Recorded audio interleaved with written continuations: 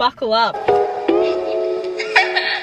Hi queens, it's been a hot minute, please don't hate me, but welcome back to my channel, or welcome to my channel if you're new here. We're gonna do a little sit down catch up video, and babes, you guys have missed a few chapters. So you guys sent through some juicy questions. A lot of you actually sent through like advice in regards to like relationships. I'm extremely single, so take everything I say with a grain of salt. I'm not some like relationship guru, but I will say I do know my shit. All right, let's get into the questions, shall we?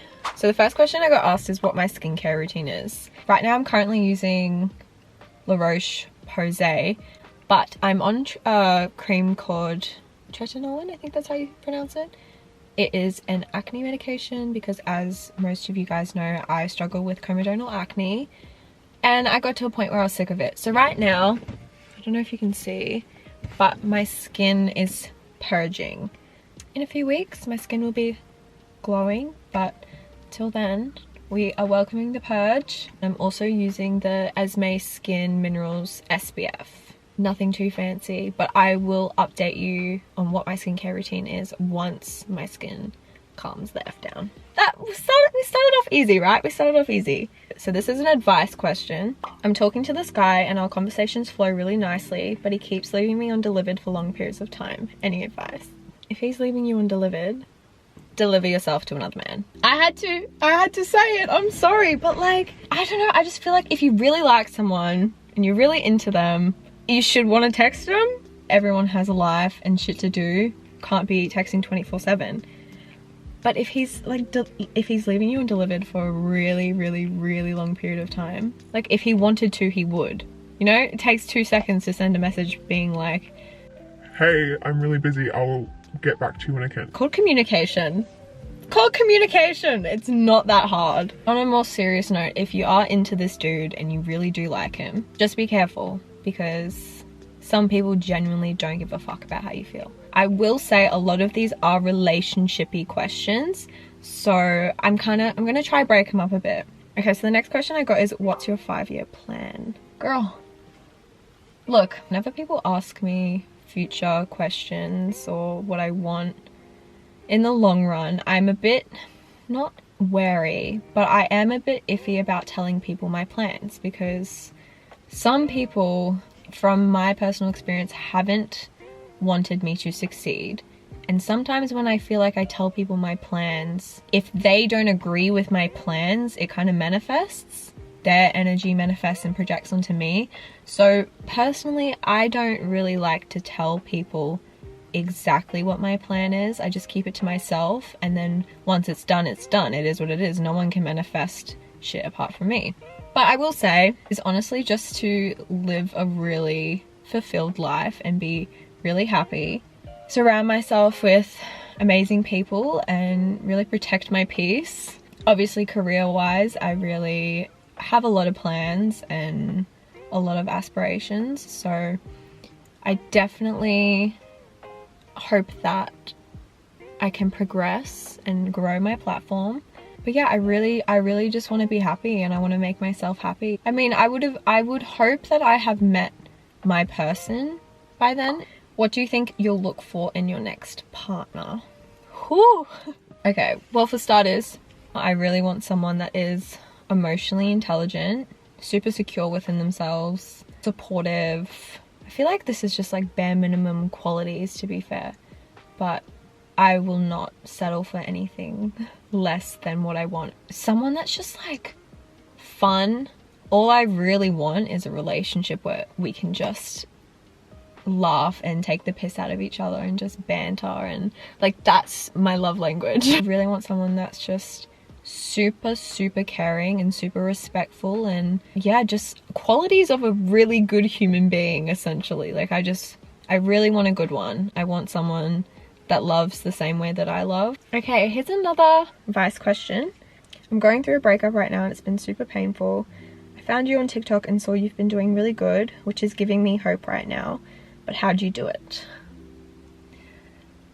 Oh, First off, I want to say that I'm really, really sorry that you're going through it. Breakups are, bro, they suck. Breakups suck so much. It's super gut-wrenching. You're going through grief, you're going through all the emotions. I've said it from day one and I will continue to say it, but healing is not linear. You're gonna have ups and downs. You'll catch yourself being like, oh, I didn't think about them for a minute or 5 minutes or a day, and it kind of just, it's just a time thing. There's no time limit on healing, but it just comes with time. I feel like when I went away to Bali really sped up my healing process. And just feel everything you're feeling, write down how you're feeling, talk to friends about how you're feeling. If they're your real friends, it doesn't matter how many times you talk to them about it, they're still going to listen and they're still going to be there for you. But yeah, and I also think the biggest thing for me is I actually went and got professional help. If you need professional help, go get the help, because it put a lot of things into perspective. There's a lot of tools and resources out there that can help you through grief. Listening to like a lot of podcasts, like Jay Shetty, hands down, he is amazing at putting things into perspective. It's a really, really loaded question. It's really, really hard to answer because there's not like one thing that I did. It was a combination of things as well as time. Next question is, have you ever had any surgery? I had my wisdom teeth removed and I actually vlogged it, but it will not be uploaded because it was quite an underwhelming experience. Not worth posting. Oh God. Have you been on any dates? If so, what's the worst you've been on? Yes, I have been on a few dates. And the worst I've been on, I cannot disclose. I'm so sorry. It will get disclosed one day, but unfortunately, due to unforeseen circumstances, I cannot talk about it just yet. Oh, it's such a good story too, and I wish I could, but just keep your eyes peeled, alright? Because it's gonna die when you do hear it though. It was bad. Okay, someone asked me, who are you trying to get together with? No one. I'm not trying to get together with anyone. I'm just trying to be by myself, me, myself and I. Until the right person comes along, I'm not bothered. You guys are freaking nosy ass. Oh my God. Okay, I'm not answering that one. Who was the last dude you texted? Bloody hell, you guys just really want to know. The last guy I texted, it was Cooper. Cooper is one of my best friends. Love him to bits. So the last person I texted was Coops, and we were just sending voice memos back and forth. Do you want kids eventually? Yes, I do. Oh, I was born to be a mom. I really had hoped that I would have kids by at least 25, but I don't see that happening for myself anymore. But you know, I do want kids. The thought of having like a mini me and my person is just so cute. The next question is, are you religious? And no, I'm not religious, but I am very spiritual. We got another advice one. Hold on. Let me just process this. I can't really read right now. Advice on what to do when you're really into a girl and don't know how to go about it. I don't want to say how I'm feeling in case she doesn't feel the same. But if you're really into someone and you really like him, for me, it's always just like, just tell them how you feel. And if they don't feel the same, then that rejection is just redirection. It just means that there's more space for someone that is the right person. In my opinion, you can't go wrong saying how you feel because it's how you feel. There's 3 ways that this could go. They like you back, they don't like you back, or they're confused about the situation. And if they're confused about the situation, then it normally means they don't like you. At the end of the day, all you can do is really say how you feel. And if it's not reciprocated, then just means someone better's out there for you. This one made me giggle. This one was funny. Would you leave your significant other for a celebrity? Absolutely yes, if it's Michael B. Jordan or George Clooney. Absolutely yes. I hope you know that I'm just kidding. I wouldn't actually do that. Oh, this one's so cute. Who's your best friend and why? Buckle up, we've got a few. Let's introduce the gals, shall we? We've got Floss. Okay, so the first day we met, she absolutely trauma dumped everything onto me, and I was like, yes, this is my type of person. I love to get deep. She's my type of girl. She's so supportive. We literally just share one brain cell. I just love that girl to bits. Absolutely love her. And then we've got Katie, introducing Miss Caitlin Shave. She is my ride or die. She's my rock. She's my freaking everything. Love that girl. She has been through every monumental moment in my life. And then we've got Alyssa. So Alyssa is basically my sister. She's the friend you go to when you want someone to be absolutely brutally honest with you. Like, she's one of those ride or die people. We are literally two different sides of the same coin, is how I like to describe us. And then we got Sophie Dove. She is the most genuine, purest, kindest soul in the entire world, and I literally love that girl to absolute bits. I have a different relationship with every single one of them, but they all just mean so much to me. They've seen the worst parts of me, the best parts of me. Like, I seriously cannot complain. They're the best friends in the entire world. They are the board of directors. If you want to get to my heart, you got to go through them first. Okay, we got another advice question. I've been on a few dates with this really lovely guy. He checks all the boxes and I should be jumping to get into a relationship with him, but there's just something missing. I can't exactly put my finger on it, but do you think it will come with time? This is actually really interesting because Floss and I were actually talking about this the other day. I completely get you, because it's like, you should like this person. They're checking all the boxes. Like, especially if you're like super attracted to them as well, like everything adds up and you feel like you should want to be in a relationship with them, but there's just something missing. The thing is, it could come with time. It just depends on whether you want to put in that time and whether you want to try to force that connection. You know, connections do grow and they do build, and you know, I've met so many people that have been like, oh yeah, my partner, I only saw them as a friend, I did not ever see it becoming what it is, and then they're in the happiest relationship of their life. So it honestly really depends. I know for me personally, if something's missing, something's missing. Like, you should, like, I get it, I really get it, like you should want to be with them, but like there's just something that's just not there. Not every connection is meant to be a romantic relationship. It could be platonic. What does a typical weekend for you look like? What does a typical weekend for me look like? I feel like at the moment I'm all over the place. My head is absolutely scrambled at the moment. I've been so freaking busy.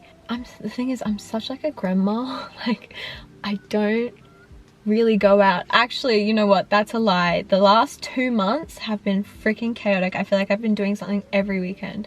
But when I say like go out, I mean like I'm not a clubber. I very, very, very rarely drink.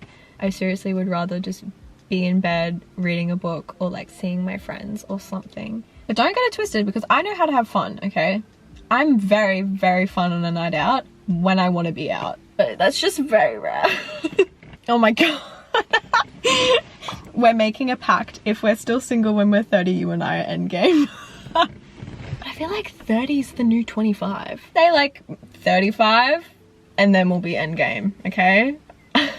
Okay, I got you, boo.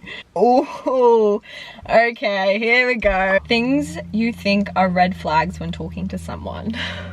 Okay, I would say #1 red flag is if they are constantly talking about their ex, because that to me says that they're not over them. So this one could be a little controversial. Some people like it doesn't really mean anything, but to me I'm like a little bit cautious when I see this. But if their whole following list is females, doesn't sit right with me, you know. If they love bomb, sometimes I do struggle trying to figure out if it's love bombing or not, because to me, I do kind of understand why someone would be in love with me after a week. I'm joking, I'm joking, I'm joking, I'm joking. I feel like those are pretty valid red flags, right? Like when you're talking to someone. Need a 5-minute break. Whew. Okay, I'm only gonna answer like a couple more because there's freaking heaps. What's your normal type? Ooh, here we go, okay. My type on paper is 6 foot tall, brunette, muscular. That's pretty much the requirements.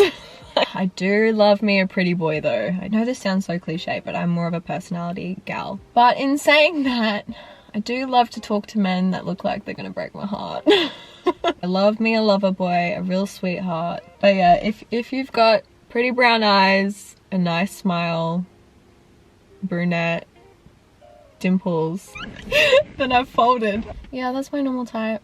I love me a Capricorn man. Advice on making friends. No one tells you how hard it is to make friends in your 20s, and I'm honestly so lonely. I feel you so hard, because it is so hard to make friends, especially genuine connections. That is hard, because it's easy to make acquaintances, it's easy to be friendly with everyone, but to have someone that you vibe with, the only way to really make friends is through like social settings. But it's like hard to do social settings if you've got no one to like go out with. So I feel it. Reach out to me, I'll be your friend. For real, I seriously will. Let's get coffee or something. I don't drink coffee. I don't know why I keep asking people to get coffee, because I don't drink coffee. How are you doing mentally? You know what, this is really sweet. Thank you for asking, because for a minute there I was a little unstable. Like I wasn't okay, but I'm really happy. I'm really happy right now, and I'm really content. And mentally, I feel like this is the most mentally stable and like happy I've been in so long. So I'm blessed, I'm grateful. Have you ever cried during a movie? 110%. I cry over the smallest things. I'm a sensitive gal. I'm a sensitive baby, and you know what? I'm proud. Actually, I read the most heartbreaking book the other night, and I have never felt so heartbroken in my life. My God, I was hyperventilating crying because of how heartbreaking this book was. Oh, don't even get me started on script work, because as soon as I pick up like an acting script and it's got something to do with anything that I can relate to, anything that's just remotely sad, waterworks. It's who I am, okay? Can't change me. Okay, last question. Do I have a crush? Perhaps I do, perhaps I don't. Guess we'll never know. That is all the questions that I'm going to be answering for today, but I hope you enjoyed this little sit down video, and I hope that you got some good advice. Thank you for asking me a bunch of questions. This was super fun. But anyways, thank you so much for watching, and don't forget to subscribe if you want to see more of these type of videos. If you have any video recommendations, let me know, because I do have a few things in mind, but I do also want to keep you guys happy. Anyways, love ya, gonna leave ya.